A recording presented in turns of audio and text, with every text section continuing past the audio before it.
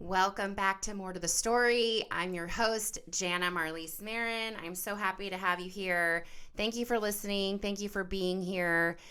In addition to this podcast, I also publish a literary arts magazine called Under the Gum Tree. We publish creative nonfiction and visual art in digital and print. You can find out about submitting your work to be considered for publication and subscribing at underthegumtree.com. And your subscriptions directly support the work of the writers and the artists that we publish by nature of helping us to stay in publication. So check us out, underthegumtree.com. I'm also a book coach and editor for women writing true personal stories. I have been saying that I'm a book coach and editor for women writing nonfiction. And you know what? I was on a call with some peers in the online business space who are not from the writing literary world. And when I use the word nonfiction or creative nonfiction, first of all, they don't know what creative nonfiction is, which is fine. I'm here to educate. But then when I use the word nonfiction, which is what I've been using since I started my business, because there's so much nuance around what nonfiction means, what true personal stories mean, what memoir means, what hybrid means, what memoir plus means, memoir plus being an industry term that people who are outside of the industry and outside of the writing world probably haven't heard and don't know what that means. But they started telling me, if you're using the word nonfiction, they think of like history books or like science books or even like textbooks. So they don't automatically think of the type of nonfiction that I'm talking about when I use that word, where it's like, it could be self-help, it could be how-to, it could be a business book, but there is some sort of personal story incorporated. So here I am saying that I'm a book coach and editor for women writing nonfiction, and women, like these women who, one of them is a spirituality coach for women in business. One of them is a manifestation coach. These are the type of women that I would absolutely love to work with. They both want to write books, but they hear me use the word nonfiction and they think that's not for them. So hence this episode, I'm going to talk a little bit more about that as I get going. And that's kind of like the backstory. So I'm a book coach and editor for women writing books incorporating true personal story, whatever that looks like. And before I get into that, and the point of today's episode, I'll share a little bit more in a second, is you've been hearing that theme song at the beginning of the episodes now for I don't even know how many episodes since I relaunched the podcast. By the way, I'm still drinking my morning coffee. It's just 9 o'clock on Tuesday morning, and here I am with my Wonder Woman mug and my decaf Cafe Santoro boutique custom roasted coffee that is owned and operated and roasted by my parents, my mom and dad, Ken and Linda Santoro. And this episode is brought to you by Cafe Santoro. So if you head on over to cafesantoro.com, which by the way, it's spelled with 2 F's because it's Italian for coffee the Santoro way, because when you experience the local coffee shop here in Northern California, or whether you purchase beans online, you are experiencing coffee the way that the Santoro family does coffee. So coffee the Santoro way is Italian, C-A-F-F-E. C-O-F-F-E. I'm like, coffee, cafe. It's cafe with 2 F's. C-A-F-F-E. Cafe Santoro. Coffee the Santoro way. cafesantoro.com, and use the code Janna at checkout. Actually, it's cafesantoro.com/Janna. Yes. Sorry, I'm getting all my links and coupon codes mixed up. So just use cafesantoro.com/Janna for 10% discount automatically applied to your cart at checkout, and try this decaf coffee, which I am still drinking here this morning. You can't see it if you're just listening to the audio, but I have my Wonder Woman mug and taking a sip of coffee. It's delicious. Okay, so back to the theme song. So for however many episodes that I've relaunched this podcast, you've been hearing that theme song, which I say at the end is written and performed by Jeremy Maron, my husband. And today, the day that this podcast episode airs, is his birthday, June 2nd. So I'm recording it several weeks in advance, but I already know when this episode is going to go live. June 2nd happens to be my husband's birthday.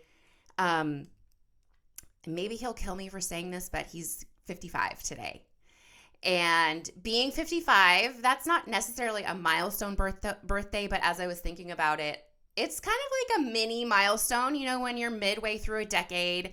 I don't know how anyone else feels about the midpoint of a decade. When we reach a milestone like a decade birthday, like when I turned 40, when I turned 30, I'm going to be 46 myself in July. So I've already hit the midpoint of my 40s. And the midpoint of a decade always just makes you feel like, at least for me, this is what it does for me. Like, oh, wow, it feels like yesterday I just turned 40. Now here I am 45. Those 5 years went by really fast. That means the next 5 years are going to go by really fast. And before I know it, I'm going to be 50. Sorry, Jeremy, if you're listening. I don't mean to rush you to 60, but if that's what's happening for other people at the midpoint of a decade, I can only imagine that's potentially what's happening for my husband, who's 55 today. And, that can stir up some stuff. And we've had a hard couple of years. Being 2025, that means he turned 50 in 2020. We were mid-pandemic. We had a big party planned that we had to cancel. Although we did make up for it the next year with good friends who were visiting from out of town, and I hired a chef to come and do dinner at our house, and we just ate really good food and drank really good wine, of course, because he's in the wine industry, and hung out till all hours of the night eating and drinking with our friends, just like we like to do it. That's exactly how we like to celebrate.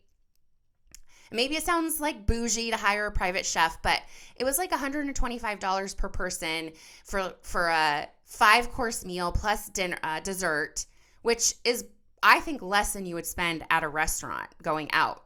And you get to do it in the comfort of your own home and observe the chef preparing and serving the food, and he customized the menu for us, for me and my dietary needs. I mean, I was the one hiring him, but I have all these dietary needs that I follow to support my health because of my illness.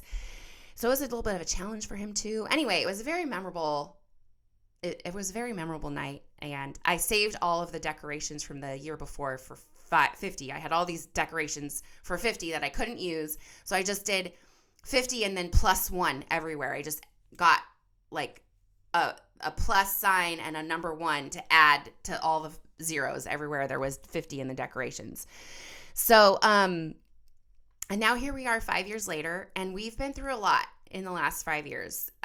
In really like the last 3 years, my relapse and, job loss, income loss, because of job loss, because of my illness.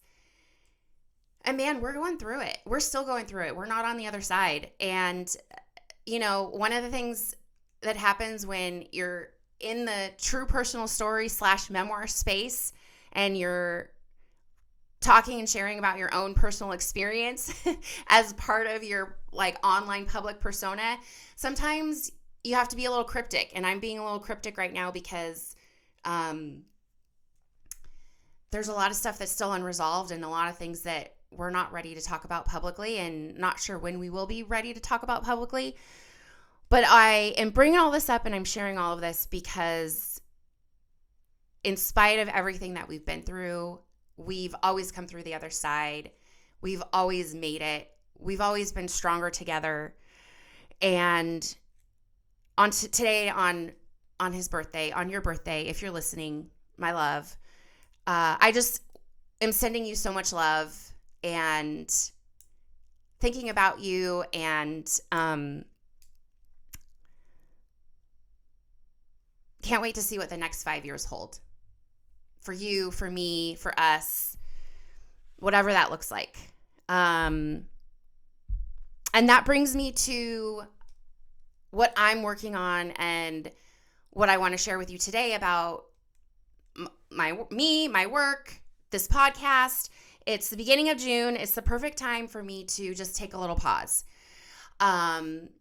Because there's stuff going on behind the scenes that's making it a little hard for me to focus, and be productive, at least with the constant content production. But also, I've alluded to this in a couple of previous episodes where I am working on the podcast is going to come back. The podcast is a staple. I love it. It's easy. It's fun. I hope you enjoy it.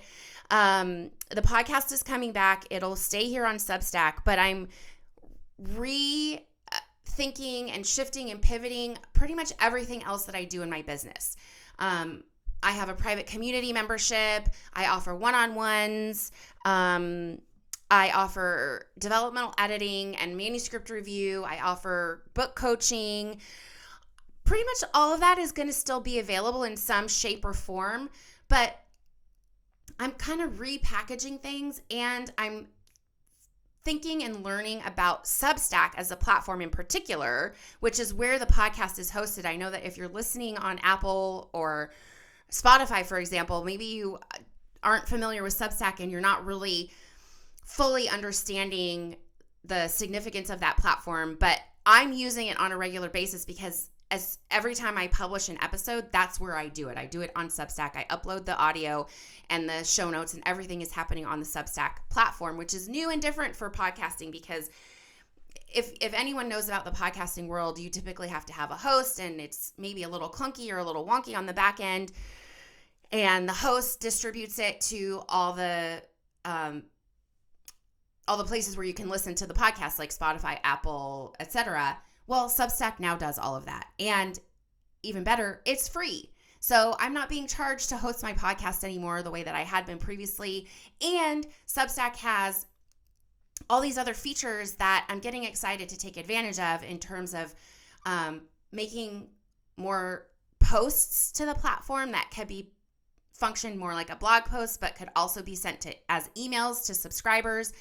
Videos, live videos, private chats. There's even like a social function with what they call notes. I've talked about this in previous episodes. That is kind of like their version / answer to the now defunct Twitter. And so because I have all these pieces of my business set up in other places, I use ConvertKit. Well, it's not called ConvertKit anymore. It's now called Kit. For my email platform, I use Mighty Networks for my private community. I use a couple other things to manage things with the services that I offer.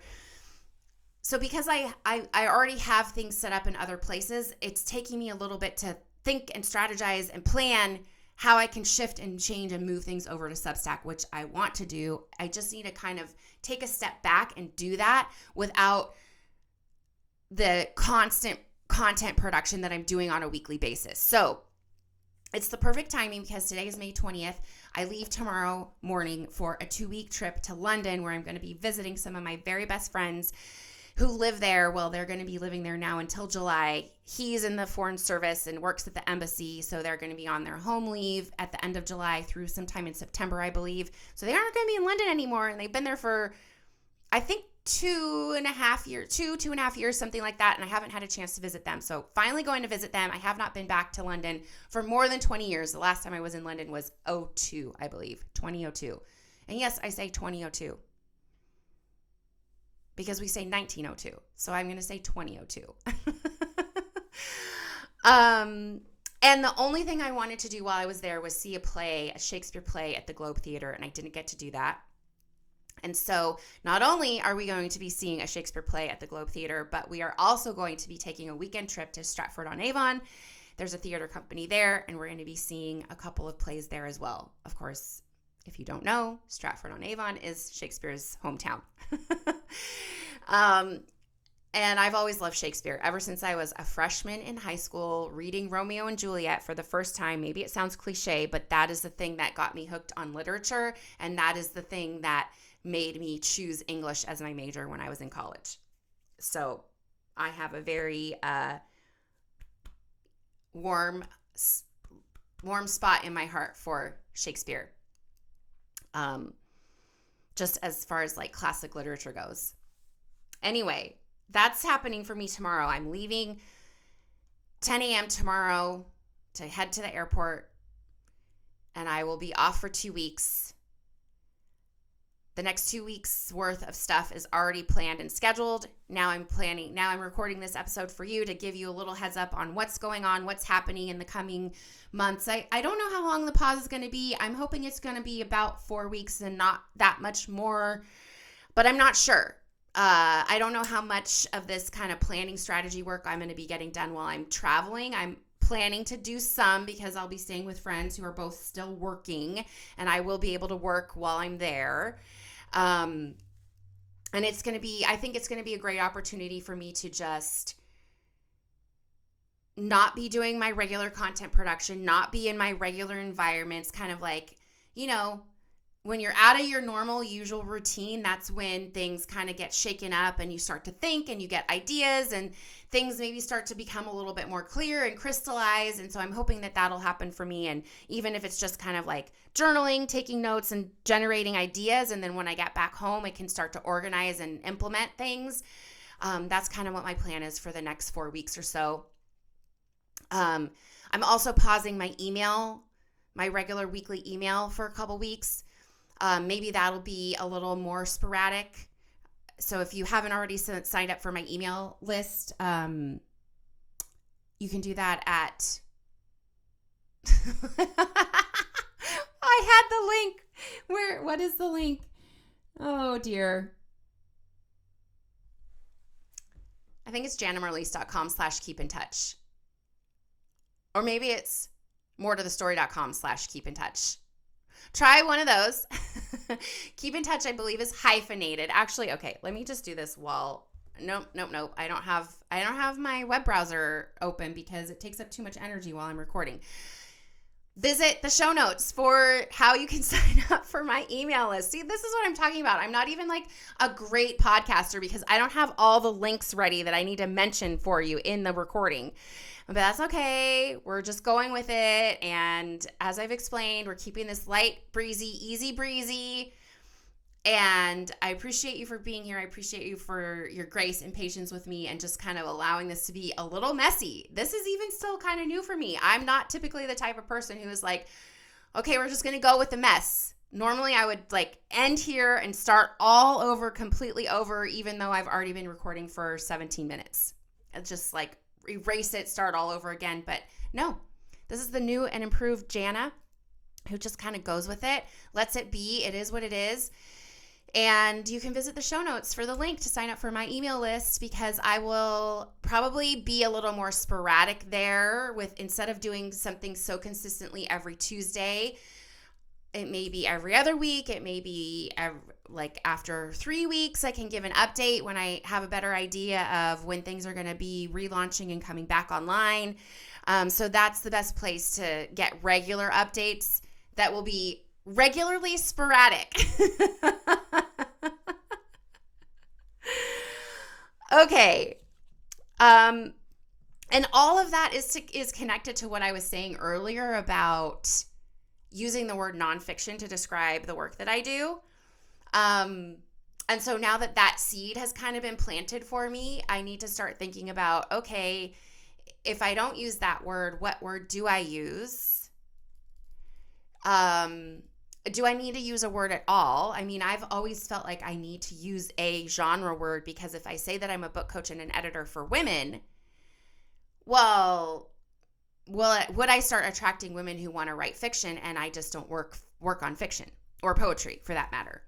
So these are all the things that are going on inside my head. And here I am like talking about it and trying to articulate it and kind of work it out as I'm talking. And I'd like to flesh that out a little bit more instead of having these rambling, like circular roundabout conversations where like, do you even really need to be hearing me do this? How is this serving you to be listening to me talk about how I need to figure out what it is I'm doing? But honestly, that's kind of what it's like to be behind the scenes of a book project. This is the kind of work that I help my clients with, and it just happens to be applied to a very much more specific and more narrowly defined project because it's a book. Whereas a business is kind of big, all-encompassing. It can be a little unwieldy. If you're running a business, unless you close the business at some point in the future, there's no end date. There's no end to the project. Like a business is its own kind of like living, breathing, separate entity that needs time, love, energy, attention, and care if it's going to continue to survive, right? So as long as the business is around, it's kind of this ever-evolving thing. And also, just as it is harder probably for you to look at your own project, your own book project, your own writing, and think and make decisions about what to do when you're the one who's in it. So in this case, I'm the one who's in my business, looking at it, trying to decide, make these decisions, figure things out. It's harder. It's harder for me to do that stuff for myself. Whereas when I'm talking to someone else, I'm outside of it. I'm objective. I can like very quickly see a path forward and say, oh, here we go. Let's go. And, interesting that I say that. I've been working with an Enneagram coach who I had work with several years ago. And I kind of, with all the change that's been happening in my life recently, I was like, oh, getting some of her perspective again, I feel like would be really helpful. And one of the things she said to me recently is that I'm an Enneagram 8, which is the challenger. And the challenger is somebody who's always charging forward. And they're charging forward because they're staying in action and in motion to protect themselves from other people controlling them and from betrayal, their biggest fear. So if you don't know that much about the Enneagram, I think some people are kind of into it and other people are like, another like personality evaluation thing, blah, blah, blah, or they just kind of roll their eyes. But personally, I have found the Enneagram to be one of the most helpful self-awareness and self-evaluation tools. Because it's all about your primary motivation and your primary fear, because your primary motivation is directly connected to your primary fear. Like, what is the thing you're trying to avoid? What is the thing you're trying to protect yourself from? So for the 8, the primary fear is being controlled by others and betrayal. And so we charge ahead and charge forward and make plans and take action, because if we stay in action and keep moving forward, that's a way for us to manufacture control and protect ourselves from what we perceive to be the threat of control, being controlled by others, or the threat of betrayal. So that's the inherent weakness. But on the flip side, right, like just like with anything that's potentially negative, on the flip side, there's a strength or a challenge, a strength or a benefit. So that's the inherent weakness of the 8, is that we just kind of like charge ahead, and with others in our lives, we can have a tendency to just kind of like bowl right over them or overpower them without intending to. It's not the intention, but that's the way it could be experienced. And so that's a potential weakness. But then on the flip side, the strength is this inherent like vision and strategy around, here's a problem, and like boom, instantly I can see the solution, and not only the solution and the outcome, but the path forward and the steps to get there. And so I'm just like, ready, let's go. Whereas other people in my life may not be so ready, and they may not be like instantly kind of raring to go on my timetable. But how that applies to you and your work is, when you come to me with a problem in your manuscript, I'm applying that like, oh, I see it. I can just like cut right through to it and like to the heart of it, and just kind of like instantly say, let's do this. Let's try this. Have you thought about this? And it's generally something that hasn't really come into the person's awareness until I say it. So there's a little bit of interpersonal workings of an Enneagram 8, specifically this Enneagram 8, yours truly, strengths and weaknesses, what that perspective and that world outlook can do for you, and how it can benefit you, and how I'm learning to become more self-aware and attempt to make some behavioral modifications that are going to affect the relationships in my life that I really care about. Not just family, but friends also. and clients. I have a feeling there are people who have come across my path and maybe have experienced me as a little too overbearing and didn't want to work with me as a result. So just the self-awareness is something that is not a bad thing. It's not meant to make me feel bad or guilty about the way that I operate, just to be a little more aware and sensitive to how that engages and affects others and myself, because here I am taking a pause, taking some time to reflect, to really think and get clear and go a little bit more slowly, even in my own business, than is typical or than is my natural tendency. Because my natural tendency is no, I can do all of this while I keep producing the podcast and writing an email. I can just do that stuff like normal without talking about what's going on behind the scenes. And then when I'm ready to kind of relaunch and make an announcement, I can make the announcement. Nobody has to know that I'm kind of doing this behind the scenes until I'm ready to make it public. Well, actually, I think by going a little bit more easy on myself, giving myself some time and space, giving myself permission to pause, take a beat, reflect, go a little deeper and think and plan and strategize without the distraction of the ongoing nature of what I've set up here with the podcast and my email, is going to be really beneficial for me. It's going to be a new experience for me. Something, I did it a little bit when I wasn't able to work after my relapse, but I wasn't doing it first and foremost, it wasn't voluntary. It was kind of imposed by the nature of my debilitation at the time. And then secondly, I wasn't doing it for the purpose of rethinking and planning and strategizing how to make some shifts in my business. I literally just could not work. I did not have the ability to work. So, then when I was slowly recovering and able to return gradually, you know what? I just kind of went right back to it without taking this time to think through. I was thinking through, okay, I have to make some shifts and changes, but I didn't really take the time to, pause fully before returning. I just kind of returned and kept trying things and different things and shifting this and trying this and trying that. And nothing has really been working for me. And so I have some ideas. I think the Substack platform is going to be really integral and beneficial to me. And it's new to me, and I have to learn it. And I have to think about the best way for me to apply what I'm doing there. And I'm going to do that without the pressure of trying to maintain what I'm currently doing. So I hope all that makes sense. I hope some of this has been helpful for you in some way, even though it is a little rambling, getting into some personal stuff, how it can apply to you, how it applies to business, how it applies to books, how it applies to people who I work with.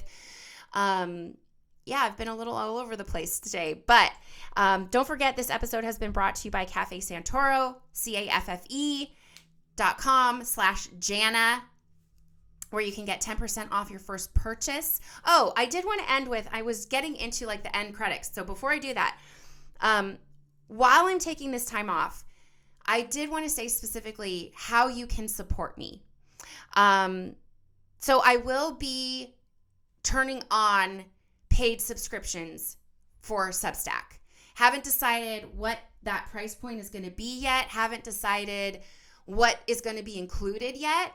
But if you would like to support me, there will be a lower level subscription option. That's the best way to support me, is to go pledge your support with a paid subscription. It's not turned on yet. So if you sign up to be a paid subscriber, it's just a pledge, which means as soon as I turn the subscriptions on, you will be a paid subscriber.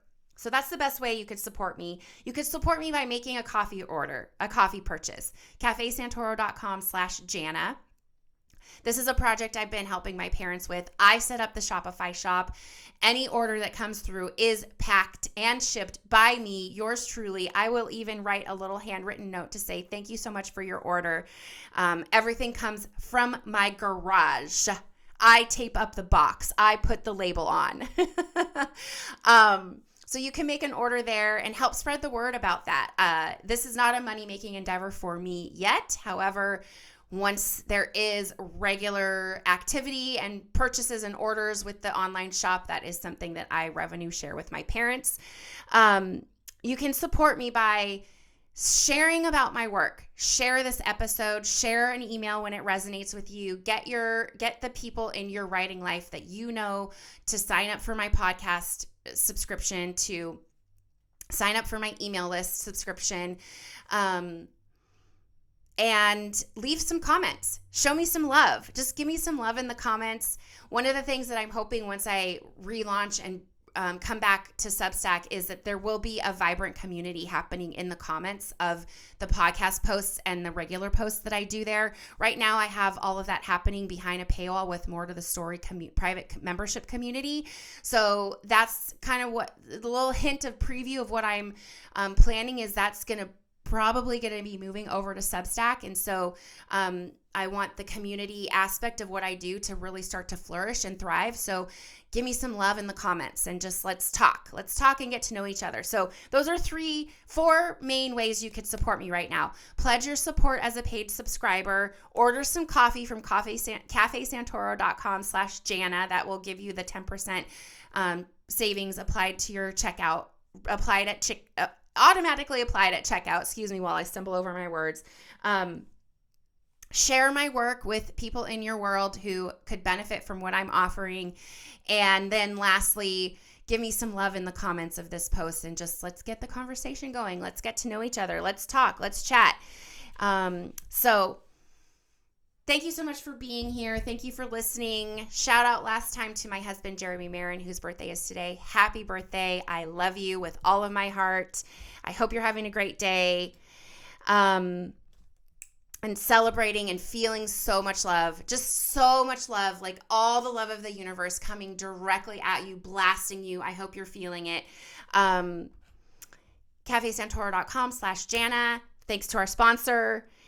And lastly, I didn't mention this at the top of the episode, but if you want to get a little deeper in my philosophy, my approach to books and coaching, check out my masterclass, moretothestory.co/masterclass, $47, unlimited access. Watch as soon as you sign up and watch as many times as you want. And that's where I go over my framework of what I use when I work with my clients and help you break through making 3 shifts that you need to make to finally write and finish that book that you've always wanted to write. So thank you so much for being here. Thank you for listening. I will be back soon. Not sure exactly when, but I will be back soon. I promise to be back. I can't wait to be back because this is one of the favorite things that I love to do. And I would love to hear from you. So head on over to moretothestorypodcast.substack.com where you'll find the show notes for this episode. Sign up for my email list. The link will be there. Leave me a comment. Give me some love. And I'll talk to you soon on the next episode of More to the Story.